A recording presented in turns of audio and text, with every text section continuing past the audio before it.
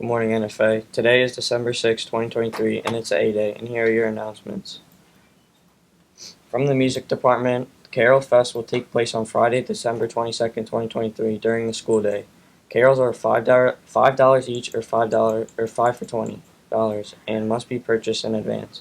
Teachers and staff can place an order with the music student or through the link posted in the daily bulletin. Please see a music teacher or the main events bulletin for more information. Attention juniors, the NFA Department of Counseling and Guidance will be holding a special event just for you.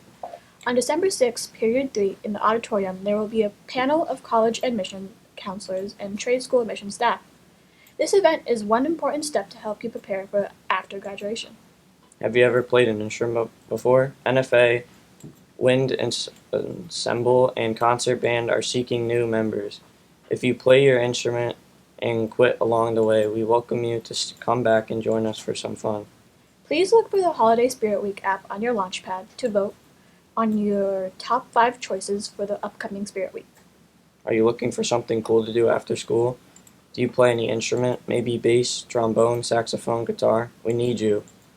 Jazz Ensemble has begun and we are seeking new members. Please stop by room 237 band room to speak with Miss Morano and about joining our jazz ensemble. We would love to have you. Have you heard? We are having a winter concert on December 21st in the auditorium at 6 p.m. Come support your friends in the music department as they have their first concert of the year. There will be holiday tunes as well as great pieces that your friends have worked hard on. We would love to see you there at our winter concert on the 21st. There will be a blood drive. Will be on Thursday, December 6th from 8 a.m. to 12:30 p.m. in the girls' gym.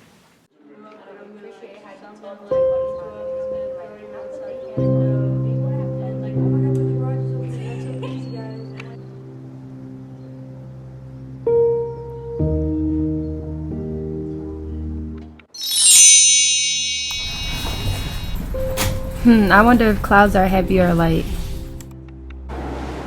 Hey, did you know clouds can weigh about 1 billion pounds?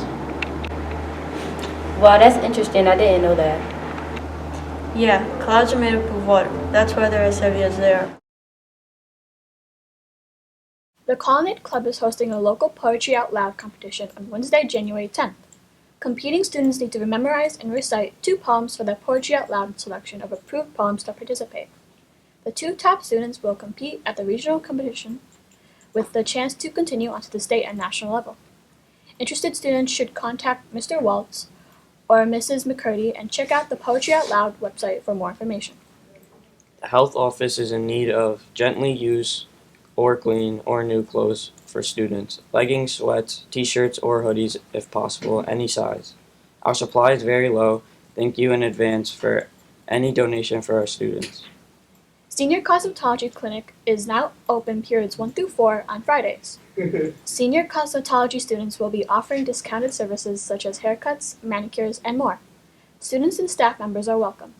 Students must have a free period and have permission from parents to receive services. Permission slips are available in room 1 to 120. Appointments are greatly appreciated and can be made by stopping in room 120 or calling the number below. Life Touch will be returning for senior portals, at the recent. Start it over. Life Touch will be returning for senior portraits December 11th through December 15th, January 22nd through January 26th. It is mandatory to make an appointment to have your senior portrait taken. You must have your senior portraits taken to have your picture in the yearbook. For additional information, please see Mr. Ragusa in the Student Activities Office. Remember, NFA, it's every Goldback every day. My name is Leanne Paganelli, and I'm the junior cosmetology teacher here at Newburgh Free Academy, Maine. So for today's lesson, what we're going to be doing is teaching the students how to perform a scalp treatment on oily scalp and how to perform a scalp treatment on dry scalp. A lot of times clients come into our salon and they'll complain about having to shampoo their hair all the time and never seeing that it feels clean, or they'll talk about how dry their hair is and dry their scalp is, or how flaky their scalp is. These are things that clients will come in with daily. And what we can do as a cosmetologist is we can help the scalp be a little bit healthier, so clients don't have to shampoo as often and clients don't have to deal with flaky scalp or itchy scalp as well. This is also a way for students to learn how to add on or upsell their ticket. And what that means is that if a client came in for a brow waxing or a facial or a manicure, maybe a haircut, we can offer this service to a client and therefore then make more money at the end of the day while helping the client. How much will this sell for? You can upsell this service anywhere from $20 to $40 depending on the length of time that you are going to spend with the client. You know, if you're going to do a basic conditioning treatment, it'd be about $20. If you're going to add the massage and spend the extra time, you can charge up to $40. And it does go up from there depending on the area that you live in and the salon that you're working at, as well as the products that you're using. Different products are different prices. The first thing I'm going to teach the students is the proper setup. We need our mannequin, we need a mannequin stand, towel, bristle brush, 5 sectioning clips, all-purpose comb, tail comb, blow dryer, round brush, bowl, and brush to apply our product. We're going to split the head in half. On the right side of the head, we are going to have the students perform a dry scalp treatment, and on the left side of the head, students will perform an oily scalp treatment. Students will then set their mannequins up with their supplies and section their mannequin into 4 sections. Now, why do we do this? We do this to remove any of the dry scalp or debris that's sitting on the scalp, so that way when we go to put our product on, or what we call a cocktail of 2 different types of products, as you see here, we are going to then be able to allow the scalp to really take in the nourishment that it needs without having to have a barrier such as dry skin. On the left side of the front and left side back section, students will be using a cotton ball that is filled with astringent, and they'll be going through using a tail comb, taking 1/2-inch subsections and applying the astringent to the scalp to suck up any of the excess oil and dry out the scalp a little. Then students will be informed to head to the sinks and to only shampoo their mannequin. Why? When we shampoo our hair, it feels a little bit more rougher texture, which means that we haven't yet put the nourishment on. What does shampoo do? What is its function? Its function is to clean the scalp and the hair. Conditioner is to nourish or put a conditioning treatment or whatever the hair is lacking, whether it's hydration, whether it's repair, will re-nourish the scalp. They'll then go back to their station, section back into 4 sections. So during this next step, the first thing I'm going to show are the products that students should use if we're working on a client that has dry scalp. So in their bowl and brush, they are going to apply a few different products. And the products for dry scalp really are coconut oil. Coconut oil is huge, it's essential. It is organic and it's excellent for hair, skin, and body. Then we'll add something to it. And when you add 2 or more products together, you'll get the benefit of both. So they'll mix their products and then they are going to apply after a teacher demonstration on the scalp using a bowl brush method, using 1/2-inch subsections and painting up on the sections, starting in the back and working to the front. Next, we're going to go over to the oily scalp treatment. When we're dealing with oily scalp, we still have to nourish the scalp, but do we have to nourish it with oils per se? No, we have to nourish it with balancing conditioners. These products are really great for helping with the distribution of oil. That means that our oil glands, which are attached to our hair follicles, are producing a little bit too much. So we can help control that with a balancing conditioner. We can use 1 to 2 different conditioners. We'll add that into our bowl and brush method, and we'll put it in our bowls, and again we'll apply in the same way. But now we're using a different product to treat a different part of the scalp, a different issue with the scalp. The next step is going to be massage. I'm going to have the students open their books for up to page 3 83, which I will show you. And on this page, you are going to see scalp treatment. Students will have this open so that they can follow a step-by-step procedure for how to do a scalp massage.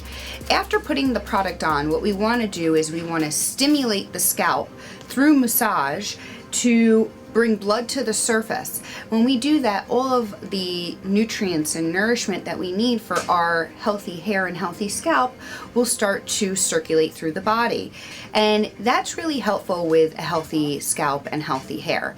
But there are specific ways and maneuvers to stimulate the scalp as a cosmetologist. Students will follow this step-by-step procedure for a scalp massage. Scalp massages can last anywhere from 10 to 20 minutes. As I said, this was a treatment, and as a treatment, a massage is really a great treat for a client. After massaging the scalp, your scalp will start to produce heat. What we want to do is we want to trap that heat using a cap. We will put a plastic cap around the hair for about 5 minutes.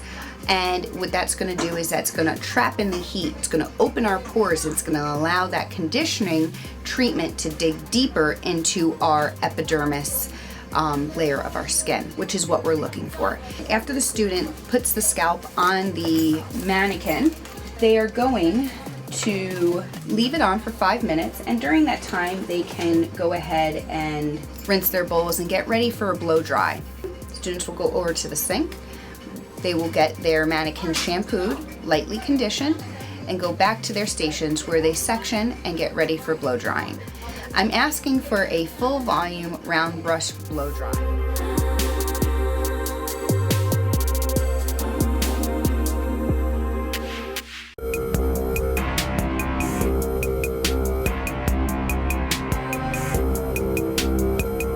Friday, December 1st, it will be cloudy and rain is to be expected later in the day. There is a high of 45 degrees and a low of 33 degrees and a 71% chance of rain. Saturday, December 2nd, will be cloudy with rain expected during the night. There is a high of 45 degrees and a low of 37 degrees and a 36% chance of rain. On Sunday, December 3rd, it will be considerably cloudy with rain throughout the day. There will be a high of 47 degrees and a low of 32 degrees and a 54% chance of rain. Monday, December 4th, will have rain in the morning, clouds in the afternoon, and more rain at night. There will be a high of 45 degrees and a low of 34 degrees and a 56% chance of rain. Tuesday, December 5th, there will be rain throughout the morning and some clearing later in the day. There will be a high of 45 degrees and a low of 31 degrees and a 36% chance of rain. Wednesday, December 6th, it will be partly cloudy with a high of 41 degrees and a low of 26 degrees and a 15% chance of rain. Thursday, December 7th, will be partly cloudy as well with a high of 39 degrees and a low of 27 degrees and a 13% chance of rain. Friday, December 8th, will be mostly cloudy with a high of 43 degrees and a low of 27 degrees and a 12% chance of rain.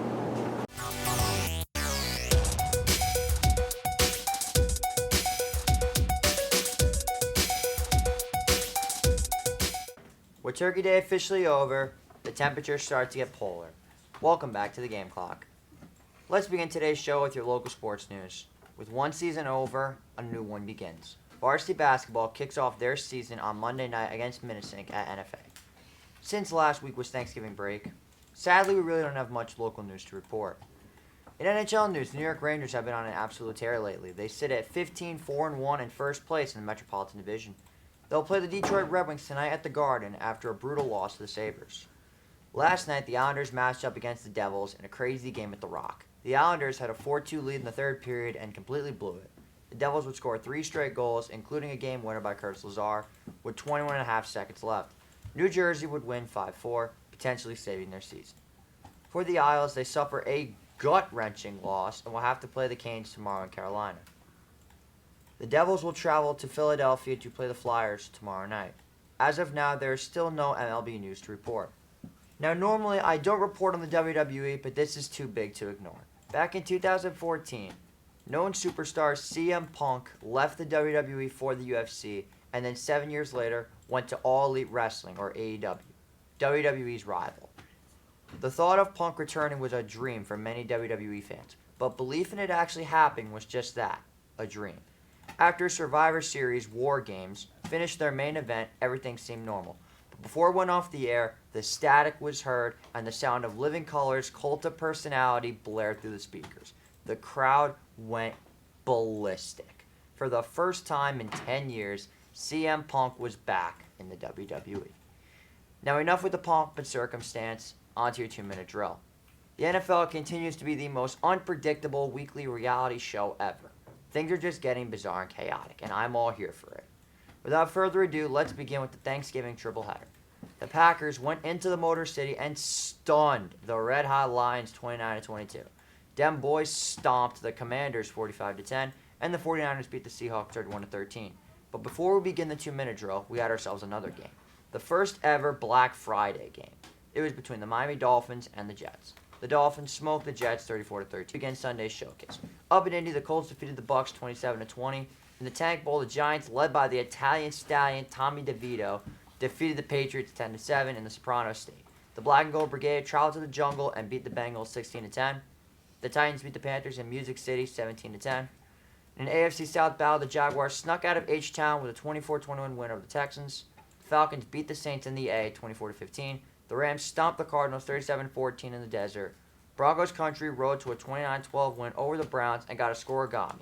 In a battle of two heavyweight fighters between the Eagles and the Bills, the Birds pulled off a dramatic comeback, winning 37-34 in the rain in overtime. A game that might be considered Game of the Year. Chiefs Kingdom went into Las Vegas and left with a 31-17 win over the Raiders. On Sunday Night Football, the Ravens went into SoCal and beat the Chargers 20-10. And on Monday Night Football, the Bears shocked the world and stunned the Minnesota Vikings 12-10. That's all the time we have for today. I'm JJ Seglio, and we'll see you next week.